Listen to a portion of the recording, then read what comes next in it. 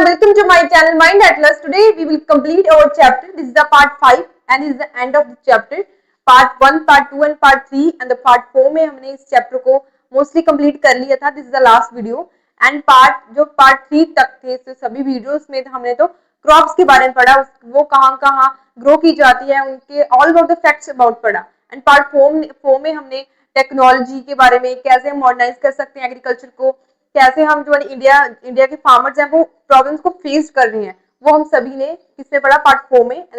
Part 5 में हम पढ़ेंगे जो मॉडर्न एग्रीकल्चर इश्यूज हैं एंड हम पढ़ेंगे जेनेटिक इंजीनियरिंग क्या होती है, ऑर्गेनिक फार्मिंग क्या होती है, एज वेल एज हम पढ़ेंगे future of Indian agriculture and हम पढ़ेंगे हाई यील्डिंग क्रॉप्स क्या होती हैं. And this the end of the chapter. थोड़ा बड़ा चैप्टर था एंड हमने ये कंप्लीट कर लिया है. हमने सभी वीडियोस को छोटे छोटे पार्ट्स में डिवाइड किया है कि आपको पढ़ने में थोड़ा इजी हो एंड बहुत ही इजी एक्सप्लेनेशन की है, बहुत ही इजी लैंग्वेज है एंड मोस्टली मैंने सभी जो आपकी बुक का एक चैप्टर है उसको मैंने नोट फॉर्मेट में लिखा है बोर्ड पे. तो I hope you will like it and start करते हैं. मॉडर्न एग्रीकल्चर इश्यूज, जो हमारी एग्रीकल्चर है, हमारे जो फार्मर्स हैं, जो मॉडर्नाइजेशन है हमारे इंडिया में एग्रीकल्चर में, वो जो फार्मर्स हैं वो क्या फेस कर रहे हैं. प्रॉब्लम्स ऑफ ग्रीन रेवोल्यूशन, तो हम आपने पढ़ा था पिछली वीडियो में कि हमने जो हमारा इंडिया है उसमें जो फार्मर्स ने क्या अडॉप्ट किया, ग्रीन रेवोल्यूशन को अडॉप्ट किया. तो ग्रीन रेवोल्यूशन से क्या हुआ, मॉडर्नाइजेशन हुई एग्रीकल्चर में, जो high variety of the seeds हैं, फर्टिलाइजर्स हैं वो यूज किया, सॉइल को फर्टिलाइज किया. इससे क्रॉप की जो क्रॉप थी उसकी जो प्रोडक्टिविटी थी वो क्या हुई, इंक्रीज हुई. तो इससे क्या हुआ, कुछ प्रॉब्लम्स भी आई. तो वो प्रॉब्लम्स क्या थी, सबसे पहले तो इन्वायरमेंट प्रॉब्लम्स.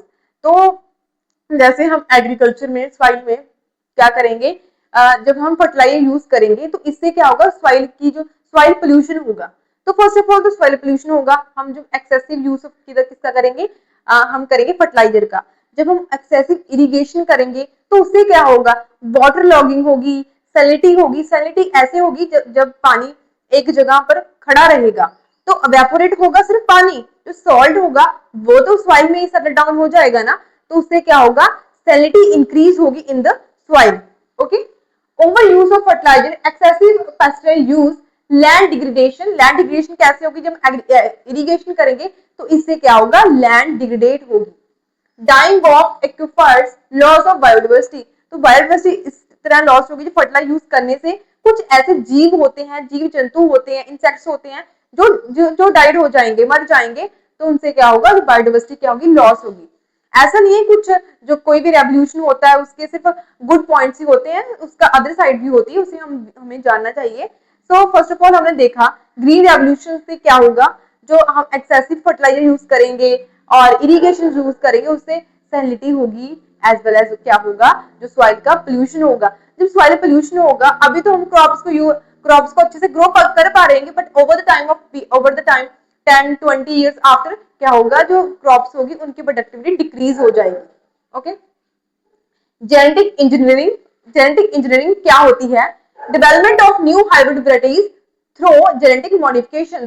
तो मान लीजिए हमने जो सीड है, किसी सीड है राइस का, किसी का भी हम सीड मान लेते हैं, उसको हमने जेनेटिकली मॉडिफाई कर दिया, तो वो क्या होती है, जेनेटिक इंजीनियरिंग होती है. हमने किसी सीड को उसमें कुछ ऐसे हमने कोई गुण डाल दिए, कुछ ऐसे हमने डाल दिया जिससे क्या होगा, उसकी प्रोडक्टिविटी और भी अच्छी होगी, तो हमने उसे जेनेटिकली मॉडिफाई कर दिया. ओके. इंपॉर्टेंस क्या होगा, इससे प्रोडक्टिविटी इंक्रीज होगी.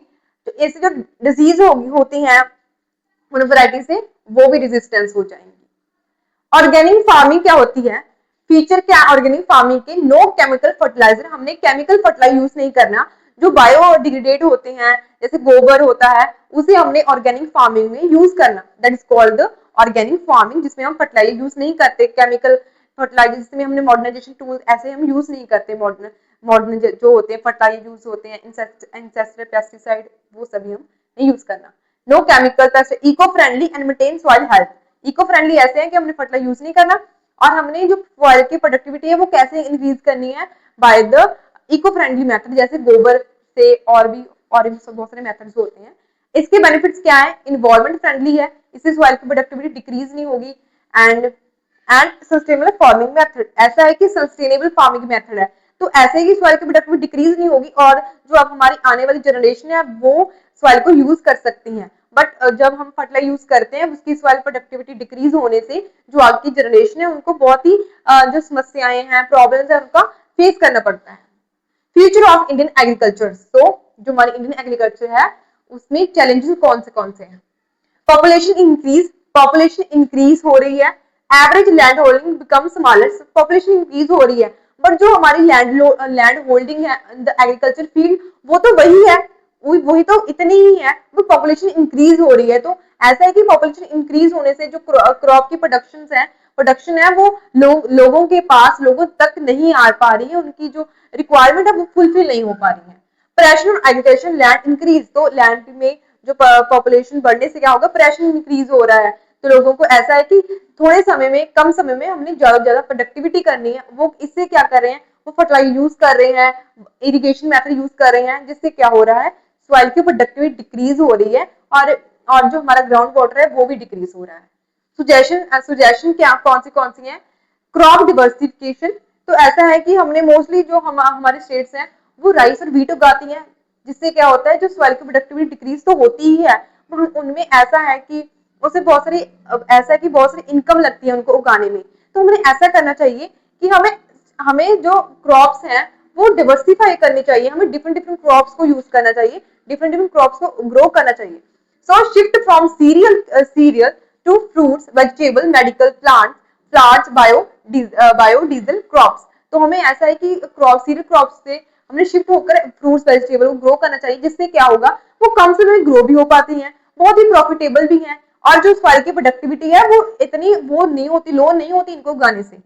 एडवांटेज क्या है? हायर इनकम, तो मैंने बताया हम कुछ समय में भी इनको प्रोड्यूस कर भी हमारी हायर इनकम कमा सकते हैं, अर्न कर सकते हैं। लेस इन्वायरमेंट डिग्रेडेशन, तो इतना इसको करने के लिए इतने फर्टिलाइजर यूज नहीं होने पड़ते, बट होते हैं, बट इतने लेवल पे नहीं जितना हम राइस वीट के लेवल पे करते हैं। लेस इरिगेशन इन्वायरमेंट, तो लेस इरिगेशन होती है, हमें इतने बड़े बड़े इरिगेशन मेथड यूज नहीं करने पड़ते। Better use of better climate condition, तो हम क्लाइमेट कंडीशन के अकॉर्डिंग हम जो वेजिटेबल फ्रूट्स हैं उनको ग्रो कर पाते हैं, कर सकते भी हैं। Example of high valued crops, तो कौन सी क्रॉप्स हैं जो हाई वैल्यूड हैं, जो हम उसको ग्रो करेंगे तो क्या होगा, हमें अर्निंग अच्छी होगी और जो सॉइल की प्रोडक्टिविटी है वो डिक्रीज भी नहीं होगी। तो first of all fruits, vegetable, medical herbs, flower, jatropha and jojoba.